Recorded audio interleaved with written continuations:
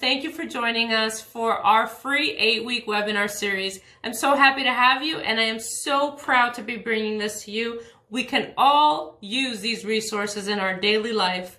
My name is Ellie Borden, and I'm an author and registered psychotherapist and the clinical director and founder of the Mind by Design Psychology and Coaching Clinics.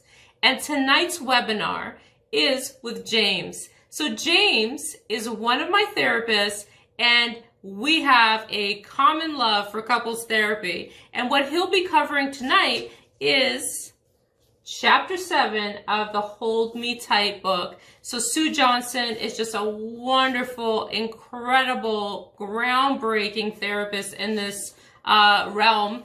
And James will be touching specifically on Chapter 7 of this book. Don't forget to stick around for the end, because you know I always have some bonuses for you. Enjoy! Hello everyone. Welcome to the webinar series provided by the clinic Mind by Design. The topic of this webinar is titled Keeping Your Love Alive. This topic is one of the 7 conversations from Dr. Sue Johnson's book, Hold Me Tight, 7 Conversations for a Lifetime of Love. The purpose of this webinar is to help you understand the signs of love and to provide a roadmap to be deliberate and mindful about your love in order to keep it alive. The agenda for this webinar is to give an overview on the signs of love through the attachment lens, demon dialogues, which are the negative, destructive patterns of communication, and hold me tight conversations, as outlined in Dr. Sue Johnson's book. I will discuss the roadmap for taking your love into the future and share case studies of 3 couples who are engaged in conversations to keep their love alive, led by Dr. Sue Johnson. A little bit about myself. My name is James Lam. I'm a registered psychotherapist and a registered marriage and family therapist. I'm passionate about seeing family and marriage relationships thrive, and I have a special interest in emotionally focused therapy, and that's why I'm sharing this topic today. This webinar was brought to you by the clinic Mind by Design. The new science of love has been extensively researched over the past 2 decades. Adult love is an attachment bond, just like the bond between mother and child. The first and foremost instinct of humans is to seek contact and comforting connection. The emotional bonding is hardwired in our brains. Love is not a mystery anymore. Love is logical. We can understand it and shape it. It is the most powerful survival code of human species. What is attachment? In a nutshell, attachment is all about emotional connection, a felt sense of closeness with a loved one. There is an inherent universal need in human beings for a safe haven relationship, where a loved one is experienced as emotionally accessible and responsive, so that this person can be depended upon. Emotional connection is coded as safety cue in our brains. The most basic core problem in attachment relationships is the lack of secure emotional connection. Emotional disconnection triggers a primal panic in our brains. When we feel unsafe with a loved one, our differences and conflicts turn into negative spirals that destroy trust and erode the relationship. We get stuck in negative, destructive patterns of communication, which Dr. Sue Johnson calls them demon dialogues. It is either an attack, or pursue withdrawal pattern. these spirals perpetuate an inner sense of helplessness, anxiety, and separation. All of us have attachment needs and fears. They are two sides of the same coin. What are some basic attachment needs? We all need to feel safe and secure, feel loved, accepted, feel heard and understood, feel respected and acknowledged, feel belonged, and to feel that I matter. What are some common attachment fears? Being rejected, being betrayed, being abandoned, not measuring up, being a failure, not being accepted or valued, being unlovable, and being controlled. When our attachment needs are not being met, and our attachment fears are triggered, we fall into demon dialogues. And we get stuck in demon dialogues when we don't understand the nature of love, our own needs, our impact on our partner, and the confusing and distorted signals we often send. Demon dialogues happen when there's emotional disconnection, when we don't feel safe with our partner. We end up in negative spirals that spins us around and around. The more you criticize and demand, the more I withdraw and run away. Dr. Sue Johnson talks about 3 demon dialogues. The first one, she calls it finding the bad guy. In this demon dialogue, both parties attack, or accuse, blame. The second demon dialogue, she calls it the protest poker, where one partner would criticize, control, or complain, and the other partner would avoid, defend, or stonewall. In this second demon dialogue, it is usually a pursue-withdrawal pattern. The third demon dialogue is freeze and flee. There's mutual withdrawal in both parties. Both partners feel helpless and hopeless. Partners can do all 3 demon dialogues, but usually one type stands out.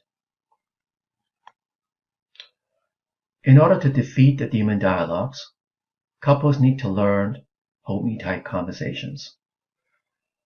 Hold me tight conversations are also called ARE conversations. A stands for accessible, R stands for responsive, and E stands for engaged. In Dr. Sue Johnson's book, Hold Me Tight, she talks about the 7 hold me tight conversations. Emotional safety is key to having a hold me tight conversation. In these conversations, couples increase their emotional accessibility, responsiveness, and engagement with each other. It is the beginning of a positive, loving cycle of reaching and responding, and an antidote to the demon dialogues. When couples learn to have hold me tight conversations, they regain intimacy and trust. Hold me tight conversations are the language of love. If you speak it, it flows more and more easily. If you don't, then you start to lose it. They shore up the safe haven that is your relationship and nurture your ability to be flexible, to explore, and to keep your love alive and growing. How do we have hold me tight conversations? We have to tune in to our deeper emotions of attachment, fears, and needs. We need to share our attachment fears. What am I most afraid of? What are the fears that jump out in moments of disconnection and pull me into demon dialogues? We also need to share our deeper attachment needs. What do I need from you? How can you help me to feel a safer connection? How can I do it in a way that helps your partner to respond? Dr. Sue Johnson talked about the steps for taking your love into the future. Danger points detour. Recapping and reflecting on the danger points in your relationship, where you slide into insecurity and get stuck in demon dialogues. This will allow you to figure out detours and shortcuts that lead you back into safe connection. It is important to step back and see how easy you get stuck in your demon dialogues, but also how you have learned to step out of the negative pattern and repair and rebuild your relationship. Every time when you learn to do that, you're one step closer to strengthen the emotional bond. Even if you fall back to your demon dialogues periodically, which we all do, you can recognize it easier and faster and be able to step out of it and learn to have a homey-type conversation. Celebrating moments of connection. Celebrate the positive moments, big and small. This involves, first, reflect on the moments in your daily lives that foster openness and responsiveness and reinforce your understanding of the positive impact you have on each other. And second, articulating the turning points in your recent relationship history where your love intensified. Most often, we don't tell our partners the specific small ways that they touch us with a spontaneous word or gesture and create a sense of belonging. No one forgets the turning points when love suddenly comes into sharper focus. These ARE moments, where you're accessible, responsive, and engaged, stay with us, and it is important to share them. Here are some examples. A wife tells her husband, "A key moment for me in healing our rift was that night when, after 45 years of being married to you, you told me how much it means to you that I hold your hand. You always reach out your hand, and I guess sometimes I take it and sometimes I don't. When you told me how important it was for you that I take your hand, how for you that means that we are together, that we can do anything, I was touched. I suddenly saw you as someone who needed me, rather than this big, dominating man who liked making up rules." A major part of keeping your life alive is to recognize these key moments of connection and hold them up where you can both see them, just as we do with family photographs of good times. They remind us of how precious our relationship is and what close connection feels like. They remind us of the simple ways that we can transform our partner's world with the power of caring.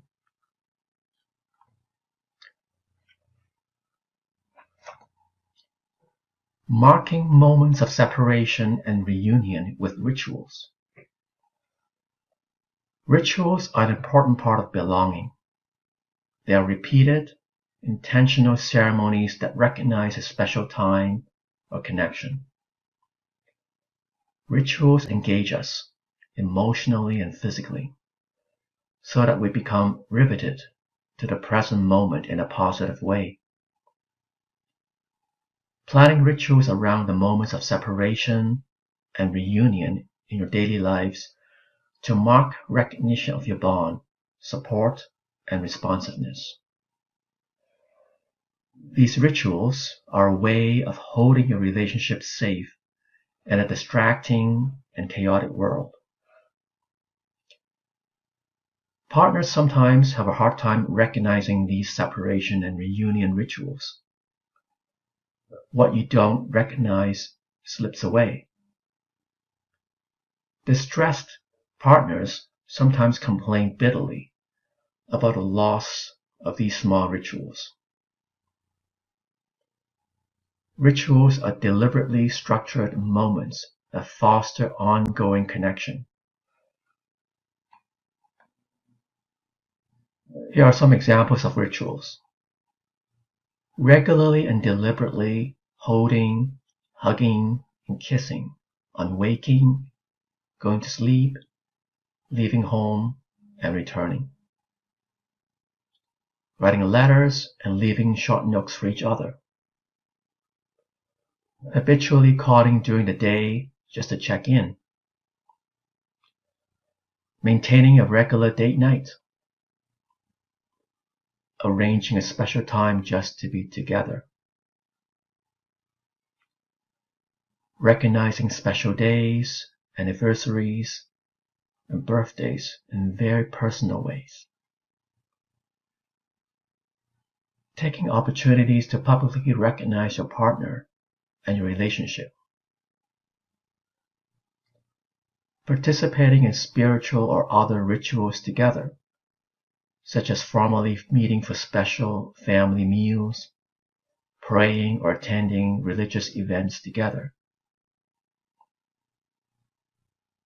Creating a personal sharing ritual, that is, a time just for sharing personal things and connecting, and not for problem solving or pragmatic discussions. Deliberately deciding to attend to your partner's daily struggles and victories and validating them on a regular basis. Some personal examples of rituals. My wife and I have regular date night on Friday when we go out for dinner. Even during COVID period, we order takeout and eat at home. For birthdays, one spouse will make breakfast for the other spouse on his or her birthday. During COVID, recognize and validate each other, how hard you work from home, as well as taking care of the family. It is important to establish emotional safety first. The safety first strategy is helping each other identify the attachment issues in recurring differences in arguments and deciding together how to diffuse these issues upfront to deliberately create emotional safety and trust. This will allow you to resolve problems without letting hot attachment issues get in the way. Once emotional safety is established, one partner can bring up a problem in a softer, less aggressive ways, and the other partner can stay emotionally engaged in the discussion, even if he or she does not agree with the view that is being presented. Couples who learn to reach for each other and create a more secure bond rapidly become skilled at solving the everyday problems that have plagued their relationship. They were suddenly cooperative, open, and flexible. Here is an example. Janet used to complain to her husband, Morris, that he never helped in setting limits for their son. Morris would promptly dismiss her concerns and withdraw. Now she begins by expressing her vulnerability. I don't feel like I'm being a good mom here. It is so hard for me to really set limits for the kid. I get overwhelmed by it all. It never ends. Setting rules, dealing with his evasions, talking to the school, driving him to all these appointments.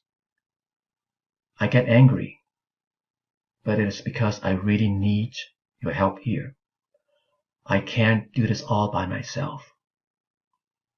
I know you withdraw in frustration, but when you do that, it leaves me alone and overwhelmed. Can you please find a way to do this together? Morris, who now feels reassured that his wife values and depends on him, hears her and responds to her distress. They acknowledge that they both get overwhelmed by the demands of parenting and need each other's support. They talk specifically about how to support each other in conversations with their son. Emotional safety promotes a team approach and creates problem solving. Countless studies link emotional safety and secure connection to our ability to assert our needs, empathize with others, tolerate ambiguity, and think clearly and coherently. Creating a resilient relationship story. When couples are caught in demon dialogues, there is often no coherent story, but often confusion. The emotional volatility destroys their sense of their history and their ability to create a consistent storyline.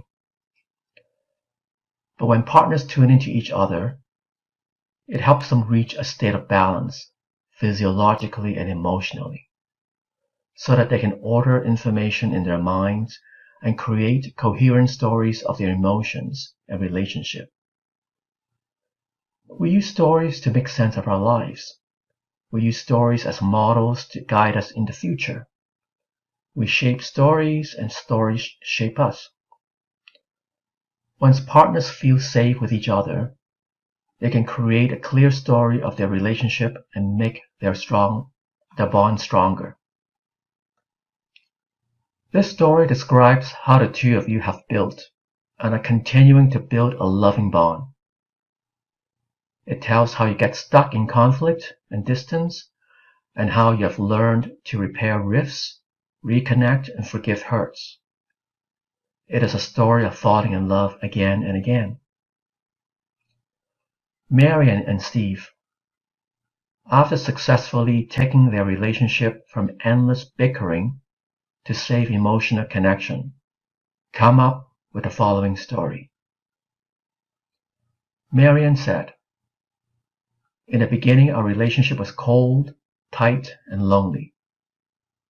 Steve pushed and banged on the door. I just turned away and hid. We both saw the other person as the problem. But that day when we found ourselves talking about divorce, we realized that both of us were terrified of losing the other. So we started to help each other and take little risks to learn to trust each other." Steve said,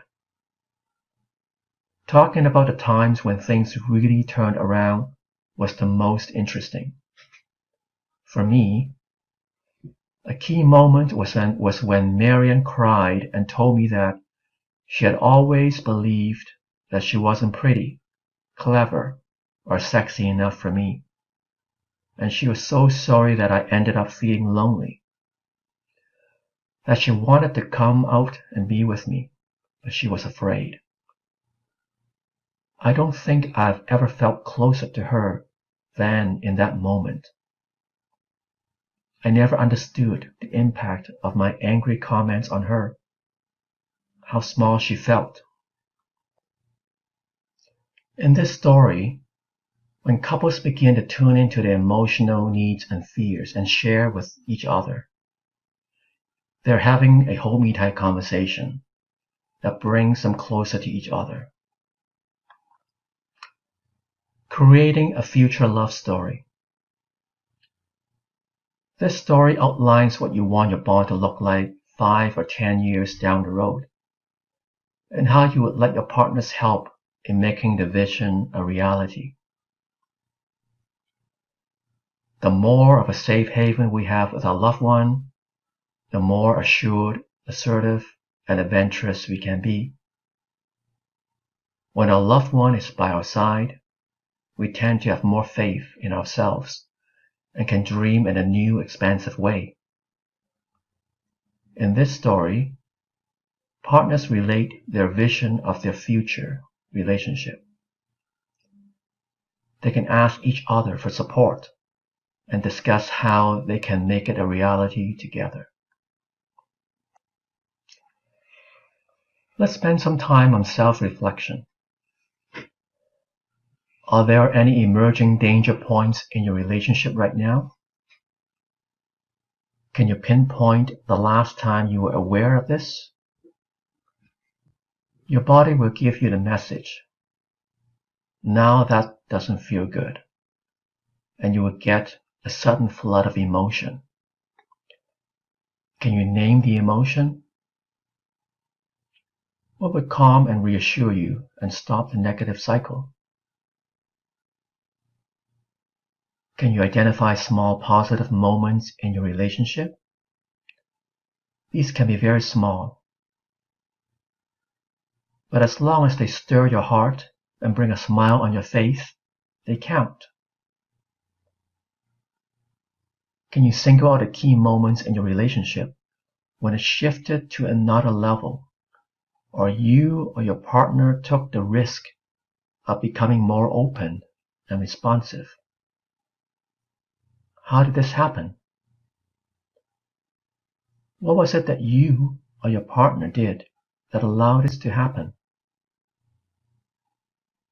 Sometimes we remember a kiss, a coming together after a big fight, or a moment when our partner moved in close and gave us just what we needed.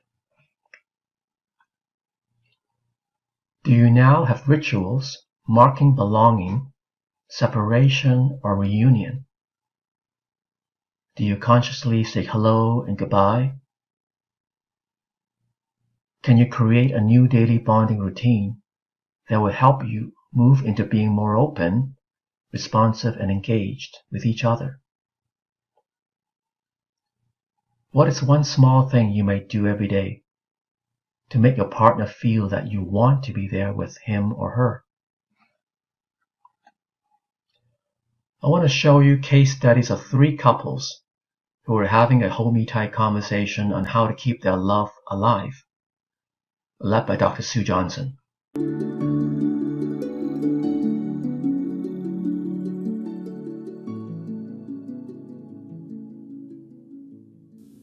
Conversation 7 is about keeping your love alive. The goal here is to keep your bond strong and to stay accessible, responsive, and engaged with each other. The parts of this conversation are finding your detours from the demon dialogues, creating moments of connection and planning rituals together, creating a resilient relationship story about how you've healed the problems in your relationship, shaping a future love story for your relationship. Remember, attention feeds love. Hot attachment needs and fears hide out in everyday problems. I think that we've always had rituals, and our ritual is, merely saying we love each other before we go to sleep at night. And then Blair usually brings me coffee every morning, which is lovely. That's nice, Brad. Hey. Yeah. And, we get to have a bit of a relaxing start to the day and sit in bed together and drink our coffee. And, maybe at most it's 15 minutes, but it's nice, relaxing time together. Uh-huh. And the story of our relationship is really, and how we've created a sort of resilient, our resilient story is really that, where we got stuck was we were sort of lost in translation. we weren't aware of our deep feelings and our attachment needs, and we weren't able to articulate those in a way that Blair or I could understand each other. So I think once we went down deep into ourselves and realized what our needs were, we were able to ask, and it wasn't actually that difficult once we were able to articulate what we needed. Mm-hmm. Yeah, and I think too it was important for us to restore trust, and that allowed us to stop the negative cycle and the protest polka, and from there we could start getting into the deeper feelings and start diagnosing what's really going on and what's feeding the cycle, and that led to a better understanding, and we can, if we can step back from that now, we can get out of negative patterns, we can see where we're spiraling out of control, and that's very positive as well. We can reach out to each other, and I think it's been a voyage of discovery as well for me. I've learned a lot about Arwen, I've learned a lot about myself. For example, I learned that her raw spot, her deepest fear is that men will leave, and Right. I had no idea prior to this experience that that was a fundamental fear for her, that you can't trust men because they up and leave, and realizing on my side that having a sense of fear of failure and being a disappointment for Arwen were things that were influencing how I would act and interact with Arwen, and it's this awareness that you have from the inside that then projects outwards, that influences your outside behavior. And so that's part of the resilience. We're much more attuned to each other, I would say, now as a result, and it's really a wonderful feeling. And I think so I still get anxious, and Blair's knee-jerk reaction is still to keep a lid on it, but in those moments we're able to realize what we're getting into. Yes. And say, hey, wait a second, I'm not the enemy, you're not the enemy. Yes. We can do this together. And it's very easy now because we have the tools to step out of that vortex. And I think you guys also did for homework, I think you also talked about your future story, what you wanted to happen in the future, your dreams together, yeah? Right now I'm looking at different career options that I can pursue that will help me fit my life into yours, because I know how passionate you are about your chosen field. And I think what I really need from you, Blair, is an acknowledgement of the efforts that I'm making to really make our relationship work, because I love you, and I know how important your career is to you. Mm-hmm. I couldn't do that, certainly, and I just want us to have a good, open, heart-to-heart conversation about the options for the future, and what you really want to do for your career and your aspirations, and how we can make both of our lives work, and both of our careers work, and in admittedly very difficult circumstances. So it's the real challenge, but I think with this basis of trust, we can and this deep connection that we have now, I think we can do it. Yeah, I think trusting each other and having this safety, that makes problem solving so much easier, because you face the problems together, right? Mm-hmm. And what are your hopes for the future? Me, I'd really like to just be as involved a dad as possible, and to just play a critical role in the upbringing of our daughter, and be there for her for all of the special moments, and that I see as a challenge too, because of the demands and pressures of work, Right. And my career. But I want to put an emphasis on that, and I want to be an involved parent, and I want us to have a good partnership with regards to our daughter, and Right. And I think, Sue, one of my main motivators for doing this project was really to improve our relationship to the point where we can be a really good example of a healthy, loving relationship for our daughter. Yes. To show her that it's possible to be in love and to be married for a long time and Yes. To stay in love. And I want to be that goofy old couple sitting on the porch, still as in love as we ever were when we're grandparents.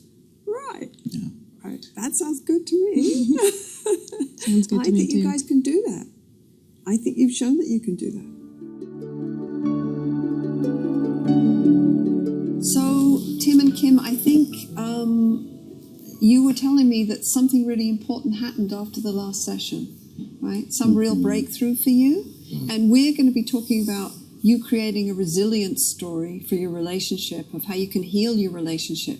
But in a way, that breakthrough, it sounds to me, when you talked about it a little bit to me, that breakthrough is a really important part of the story, right?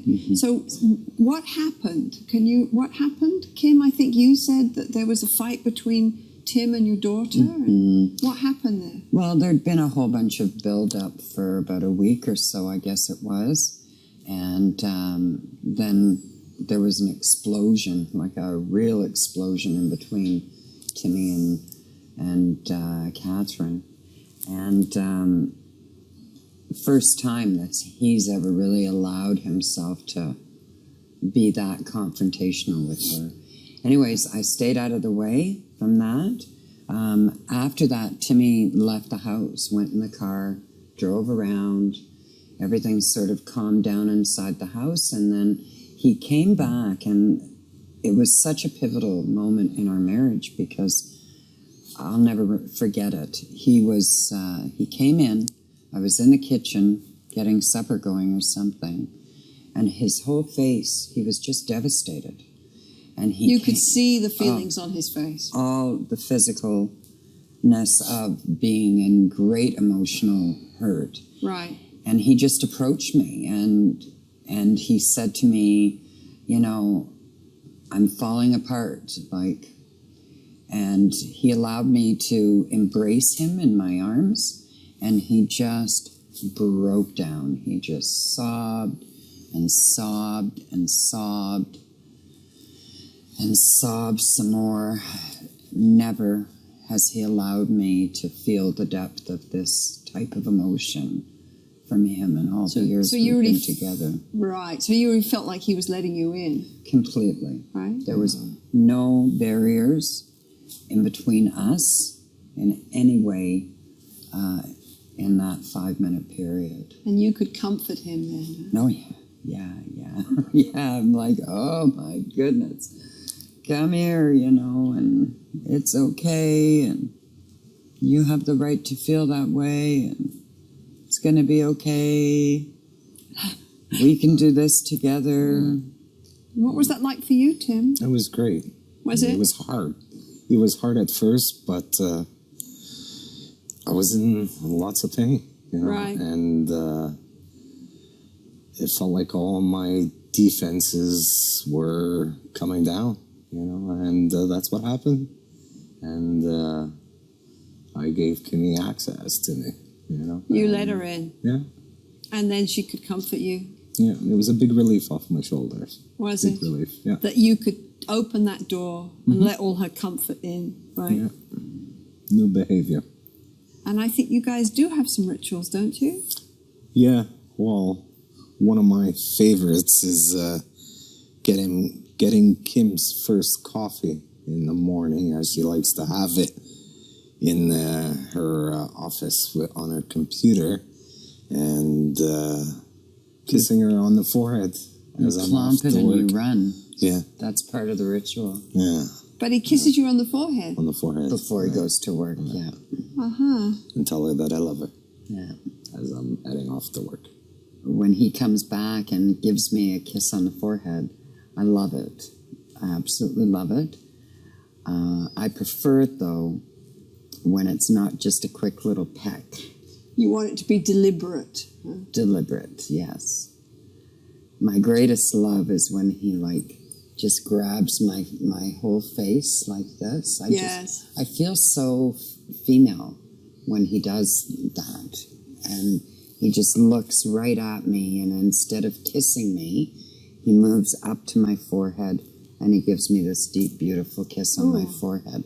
And it's just so tender.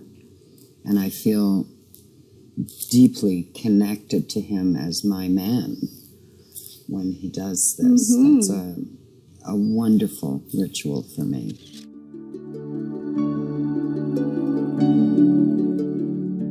When I talked about rituals, I was talking about like checking in on our relationship to see how well we're doing. And I need structure. I need to have something organized for that. And so I talked about setting up a dinner out once a month where it's what we'll talk about is our relationship. How are we doing? What's going on with it? And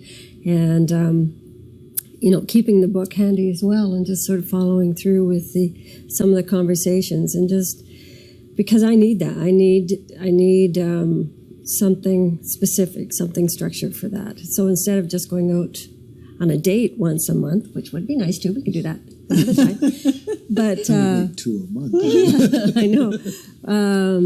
Having it just really specific so that we can't sort of put it off.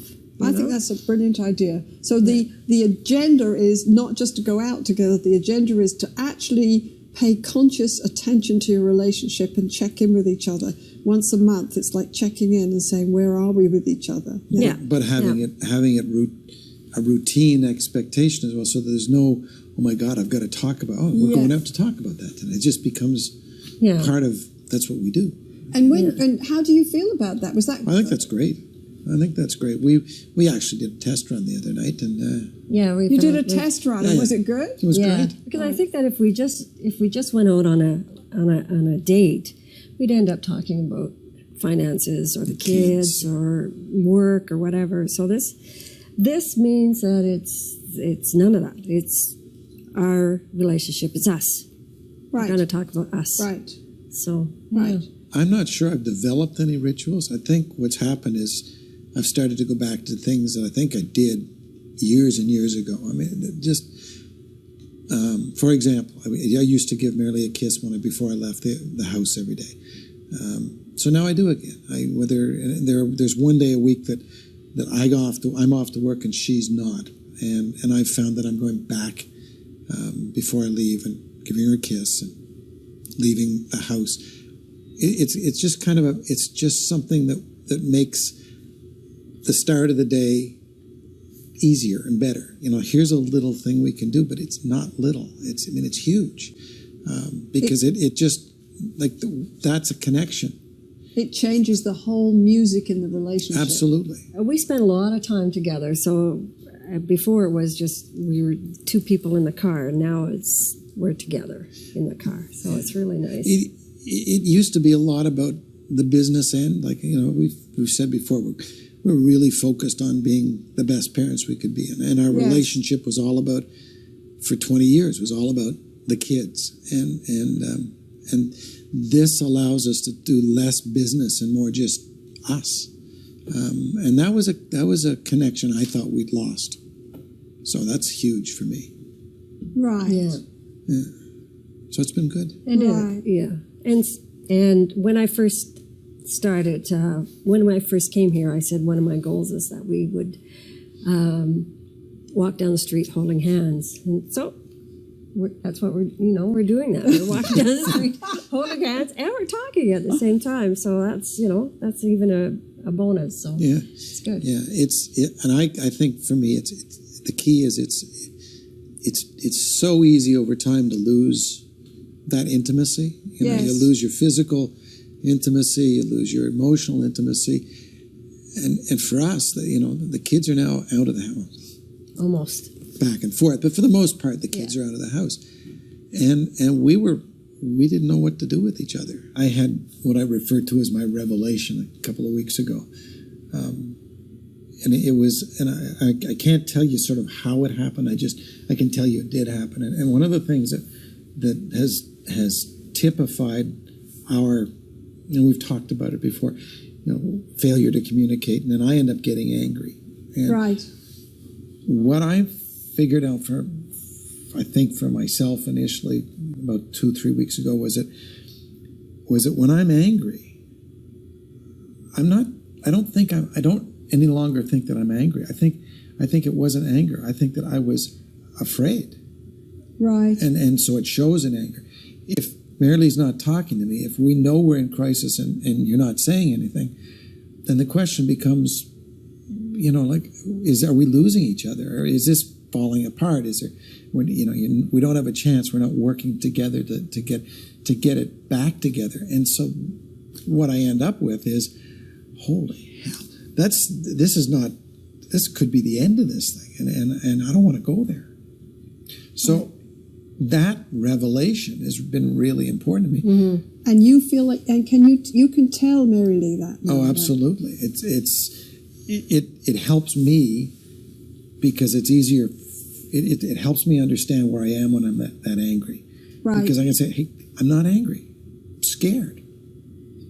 Right. I can talk about that. We can talk about it. Just by the process of our discussing and talking to each other like this too, I've developed more confidence as well. So when he gets really angry, I don't shut down and I don't turtle anymore. And like the other day, John was going around snarly around the house, and I was able to say, hey, wait a minute, just come here for a minute, and we gave each other a hug and just broke the pattern, So it was really good. It was amazing. It was great. In 28 years of marriage, 29 years being together, I don't think we've ever done that. I may have initiated it sometimes deep in the past, but for Marilee to step out and say, you've got to come over here because this isn't working. Yeah, right. It was huge. Yeah, it was good. Huge. And that was good for you too. Oh, it was great.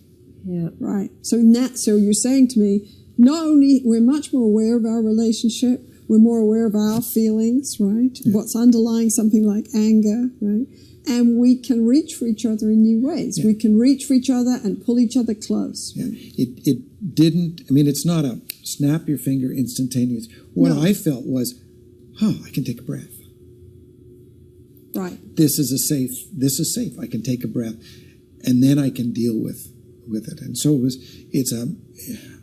I don't know, it's like a comfort zone. It's like a comfort blanket. And in that comfort, I think you guys can also talk that can really create a huge amount of safety in the relationship. Yeah. And that's what you can do when you can stop and take the breath.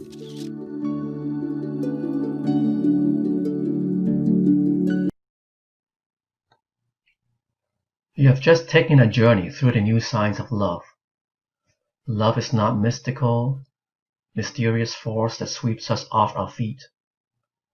It is our survival code and contains an exquisite logic that we're now able to understand. Love is a continual process of seeking and losing emotional connection, reaching out to find it again. The bond of love is a living thing. If we don't attend to it, it naturally begins to wither.